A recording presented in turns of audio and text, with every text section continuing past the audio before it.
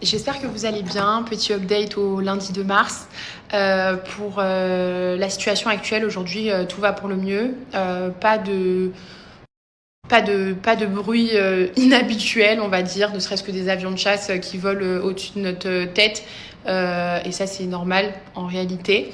J'ai vu pas mal de choses passer en nous disant que les influenceurs n'avaient pas le droit de partager leurs ressentis, de ne pas vous donner la vérité, etc. Absolument pas. Le peuple entier, aux Émirats Arabes Unis, ne doivent pas partager de fake news, des choses qui pourraient angoisser, créer la panique, créer une discorde. Je pense que la situation, elle est parfaitement bien gérée.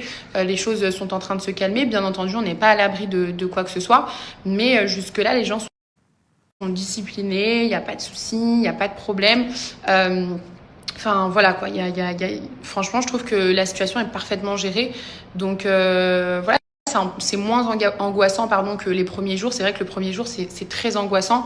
Encore une fois, tout le monde n'a pas le même ressenti. Chacun ressent de la peur, il y a des personnes qui vont ressentir du stress, de l'anxiété. Peut-être qu'il y en a qui en ont strictement rien à faire et qui sont absolument pas apeurés. Voilà, chacun ses émotions, certes.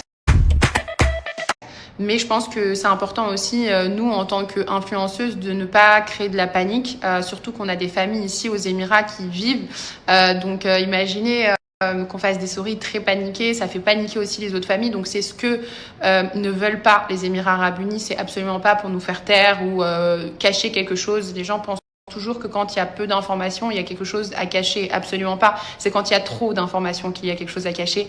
Et en fait, je pense que nous, on est habitués avec les journalistes français, les journaux français à avoir absolument trop d'informations, des informations par-ci, des chaînes de télé qui tournent en 24 heures sur 24 pour apporter de l'information et créer aussi de l'insécurité. Les chaînes d'information y sont pour quelque chose aussi.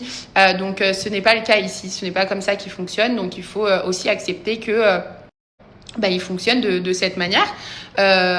Et c'est tout en fait. Moi je trouve que en fait pas trop d'informations c'est très bien. Voilà, parce que j'ai vu des gens dire franchement j'ai l'impression qu'ils nous cachent des choses, etc. Absolument pas, il y a rien à cacher. Je pense que voilà, les missiles ils ont été arrêtés, les civils n'ont pas été touchés.